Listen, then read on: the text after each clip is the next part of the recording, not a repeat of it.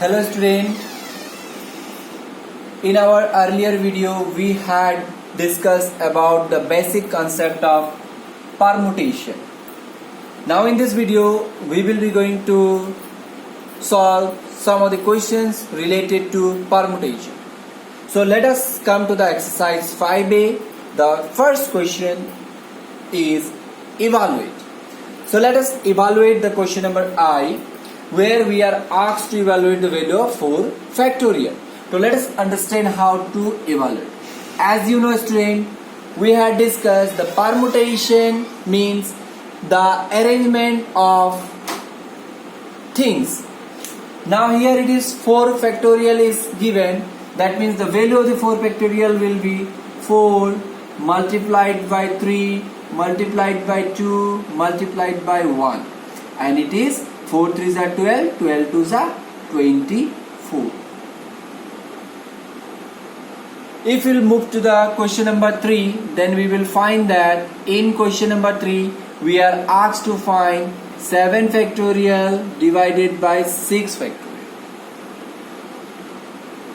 If you will observe it here students, 7 factorial can be written as 7 multiplied by 6 factorial, and in the denominator 6 factorial is there, so we can easily cancel 6 factorial and 6 factorial, so we can find the answer of this particular question as 7.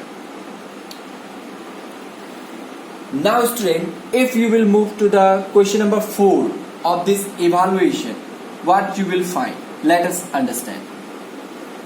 Question number 4. In this question number 4, we are asked to find the 15 factorial divided by 13 factorial multiplied by 2 factorial. So here 15 factorial can be all easily written 15 multiplied by 14 multiplied by 13 factorial. Then it is here 13 factorial and 2 factorial can be written 2 multiplied by 1. Now look at here, 13 factorial and 13 factorial can be cancelled, and these 2 7s are 14, then we will get an answer 105. If you will move to the question number 6 of the question number 1, then we will find that question number 6 asks us to evaluate the value of 10p3. Question number 6, 10p3. That means 10 things are to be arranged in 3 different ways. So how we can find the answer of this one? This is 10 factorial divided by 10 minus 3 factorial.